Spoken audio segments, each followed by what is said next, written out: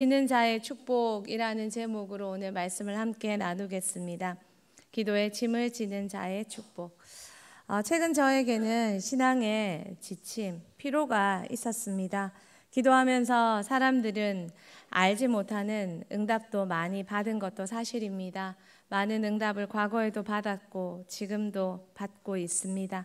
그러나 그러면서도 기도의 짐을 진다는 것이 끝도 없는 지침, 피로라는 피로감이 들었습니다. 끝도 없이 밀려드는 파도 앞에 해변가에 서 있는 기분이었습니다. 그런데 이번 한교섬에서 말씀의 시원한 답변이 저에게도 참석하신 모든 분들에게도 받았기에, 그리고 지금도 성실히 한 영혼과 한 가정과 그 가정을 위해 또 목장을 위해 기도의 짐을 지고 계시는 많은 성도님들과 그 은혜를 여러분과 나누고 싶습니다. 오늘 본문은 다니엘이 드린 기도입니다. 다니엘 9장 1절부터 19절 말씀입니다. 민족의 죄를 자신의 죄로 삼고 하나님 앞에 기도합니다. 그의 삶의 고민과 기도가 아니라 거대한 민족을 위한 기도입니다. 그는 시대와 민족에 대한 기도를 자기 짐으로 삼고 기도하고 있습니다.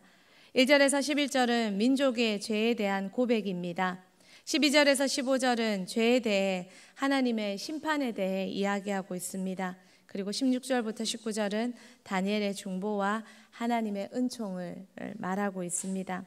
19절에 다니엘이 기도를 마무리하며 이렇게 고백합니다. 우리 19절 말씀 같이 한번 읽겠습니다. 주여 용서하소서. 주여 귀를 기울이시고 행하소서. 지체하지 마옵소서. 나의 하나님이여, 주 자신을 위하여 하시옵소서.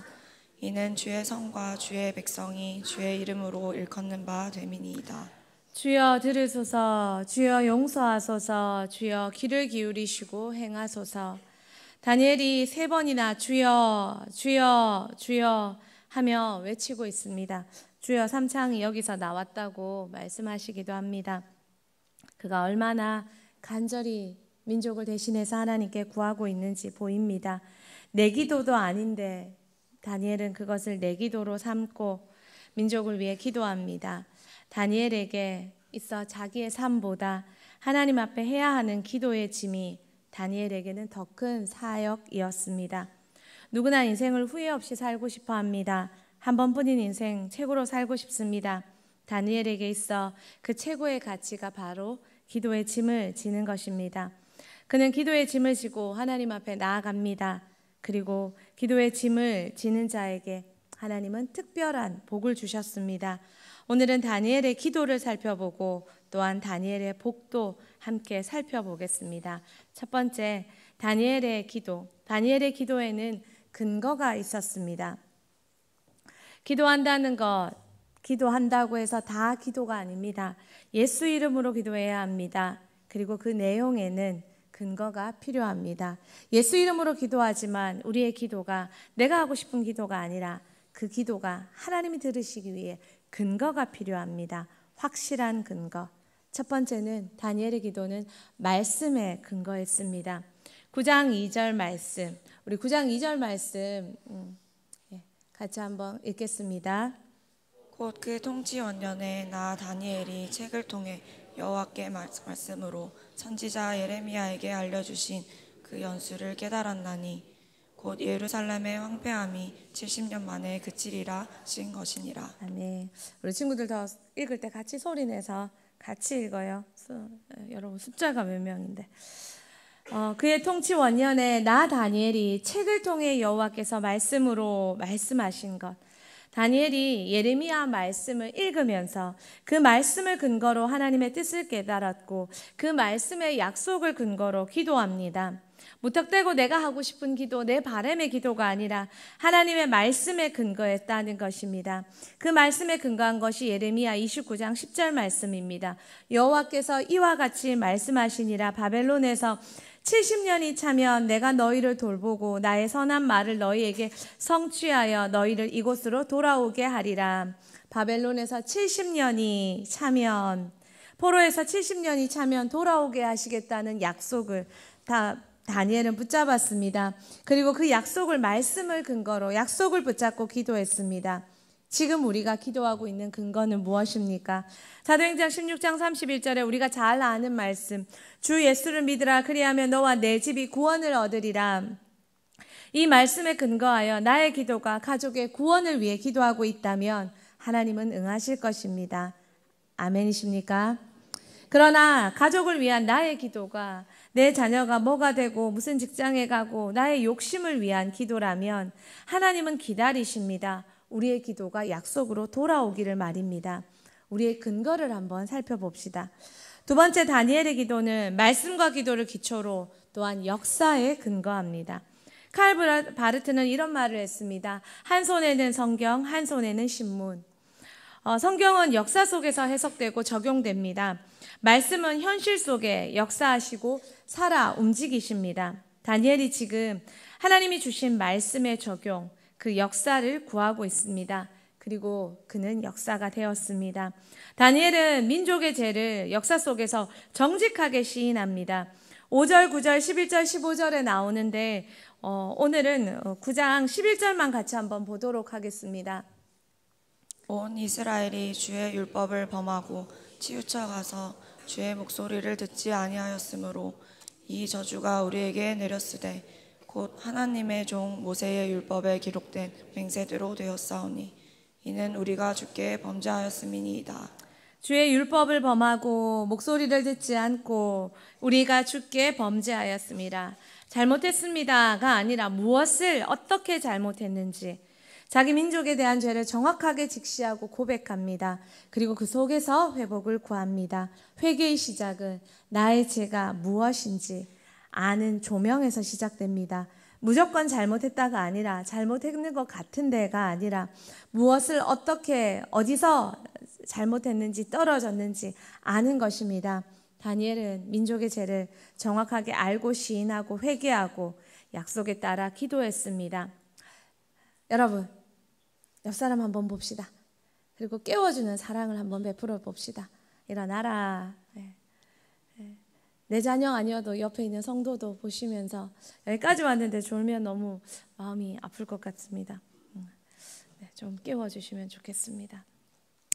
기도와 말씀의 균형, 그리고 역사 속에서 정확한 현실 직시, 이 모든 것이 다니엘의 기도에 다 있었습니다. 기도의 속에 균형이 잡혀 녹아 있습니다. 성령님 안에서 그가 말씀대로 기도할 때 성령은 우리를 통해 정확하게 역사 속에서 일하십니다.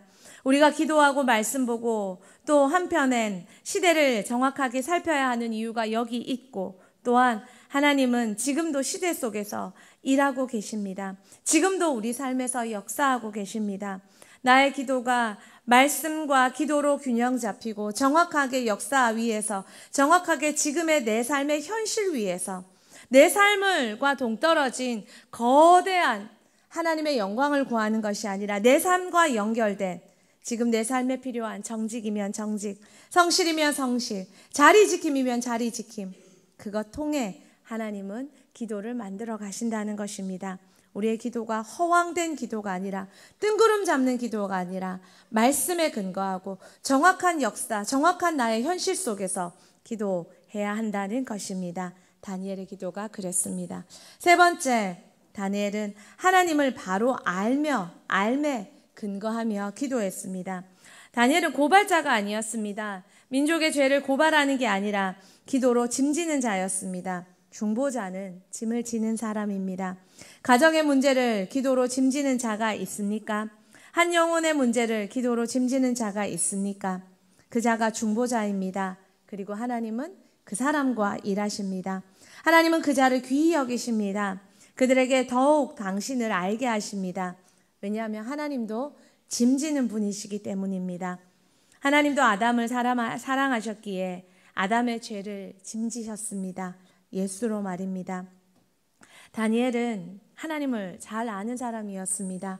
그의 기도 곳곳에 그가 얼마나 하나님을 잘 알고 있는지 나타납니다. 1절에서 19절에 다 읽지는 않았지만 4절에는 약속을 지키시는 하나님에 대해 이야기합니다. 7절에는 공의로우신 하나님, 9절에는 긍휼과 용서의 하나님, 15절에는 애굽에서 인도하신 하나님, 18절에는 긍휼이 크신 하나님, 23절에는 기도의 시작을 명령하신 하나님. 하나님을 알고 나아가서 믿고 기도할 때 하나님은 응답하십니다. 사람도 자기를 알아주는 사람에게 충성합니다. 하나님도 당신에게 기도하는 우리가 당신을 알길 원하십니다. 기도의 삼각형이 있습니다. 응답하신 하나님, 그리고 기도하는 사람, 기도 제목.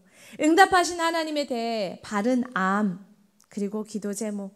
말씀에 근거하고 철저하게 역사 속에서 내 삶에 대해 정확하게 인식하고 하나님 주신 바른 기도 제목을 가지고, 그리고 기도하는 사람이 하나님 앞에서 바른 관계로, 하나님 앞에서 바른 삶으로 기도할 때 왜 기도가 응답되지 않을까요? 하나님은 우리의 기도가 이 세 가지가 맞을 때 우리의 기도는 반드시 응답되고 하나님 사용하십니다. 또한 기도를 통해 이루하십니다. 우리의 기도는 어떻습니까? 두 번째로 기도의 짐을 지는 자에게 주시는 복을 한번 살펴보길 원합니다. 기도의 짐을 지는 자에게 주시는 복입니다. 첫 번째, 기도의 짐을 지는 자를 통해 역사를 이루십니다. 기도는 현실 속에 이루어집니다. 그러기에 기도의 짐을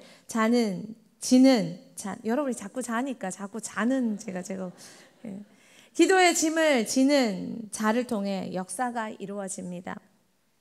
그 사람이 역사의 사람이 되는 것입니다. 역사 속에서 하나님과 동역하는 것입니다. 기도의 짐을 지는 사람의 특권이 있습니다. 어떤 게 있을까요? 기도의 짐을 지면 힘들죠. 때로는 속상하죠. 끝도 없는 것 같죠. 그런데 기도의 짐을 지는 자에게 특권이 있답니다. 어떤 특권이 있을까요? 하나님의 선택의 특권이 있습니다. 하나님의 선택이 있을 때 우리의 시선이 바뀌고 우선순위가 바뀌고 하나님 나라가 우선이 되는 그 하나님의 선택을 받는 자의 특권을 누립니다. 또한 하나님 마음을 가지는 특권을 누립니다. 하나님의 마음을 가졌기에 인간이 얼마나 이기적입니까? 인간이 얼마나 악합니까? 그러나 하나님의 마음을 주심으로 인간의 악독이 사라집니다. 그리고 하나님께 정렬됩니다. 우리의 삶이 하나님께 질서정연하게 맞춰진다는 것입니다. 하나님께 정렬됨을 좀 더 살펴보면 기도의 짐을 진다는 건 하나님의 뜻에 정렬된다는 것입니다. 하나님과 깊은 대화 속에서 친밀한 관계 속에서 들어가면서 나의 삶을 하나님의 생각에 하나님의 뜻에 일치시키는 것입니다. 기도한다는 건 하나님께 굴복된다는 것입니다.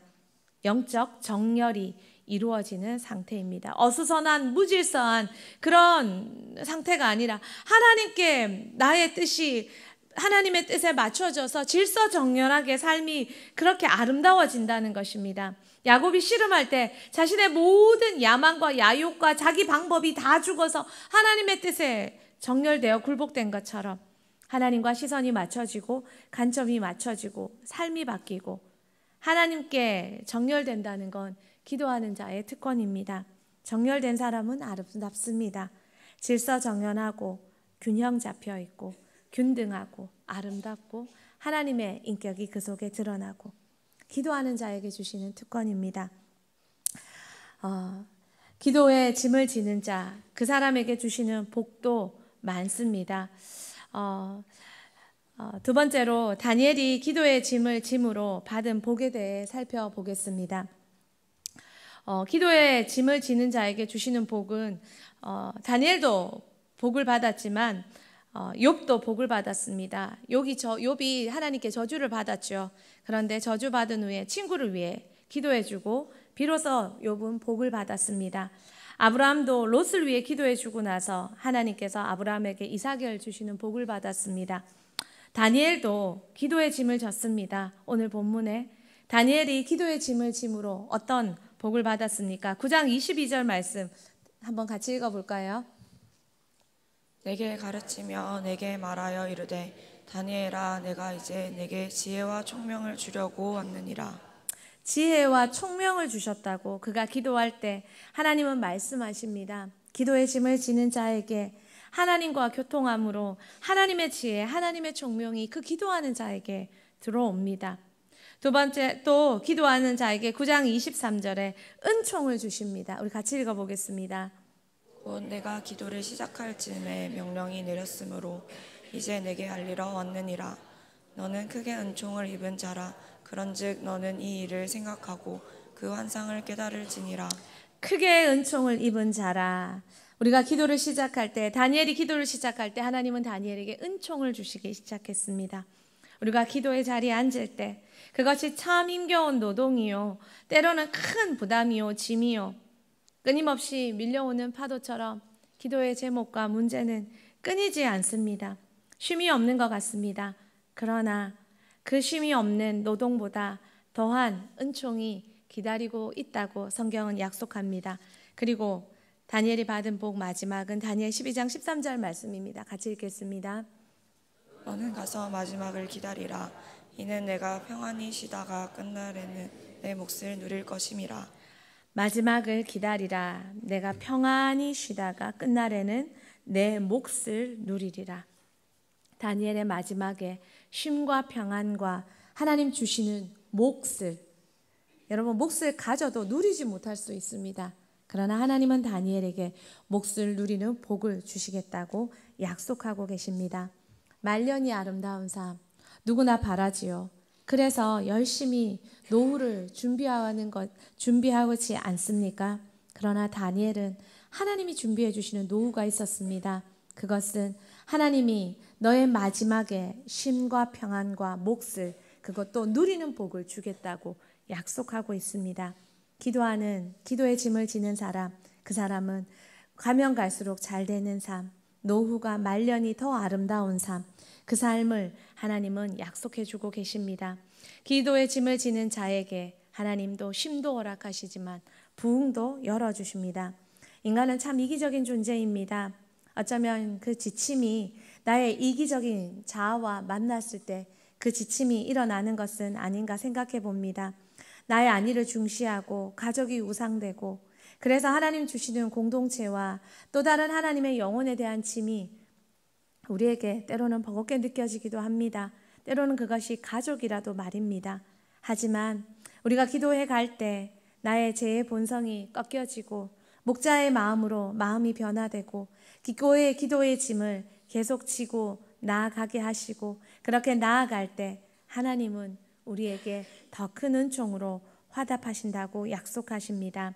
우리 함께 기도의 짐을 더 많이 지는 대흥교회가 되기를 소망합니다. 또한 기도를 배운 다음 세대가 기도의 짐지기를 기뻐하고 감사하고 사명으로 알고 청년의 때에도 중년의 때에도 노년의 때에도 일평생 하나님의 나라와 민족을 위해 기도의 짐을 지는 멋진 일꾼들이 되기를 축복합니다. 하나님은 기도의 짐을 지는 사람을 통해 역사를 이루십니다. 사랑하는 모든 대흥교회 성도들이 기도의 짐을 지고 하나님과 함께 하나님의 역사를 이루는, 대흥교회의 미래를 이루고 대한민국의 미래를 이루고 통일한국을 이루고 열방의 미래를 이루는 우리 모두가 되기를 축복합니다.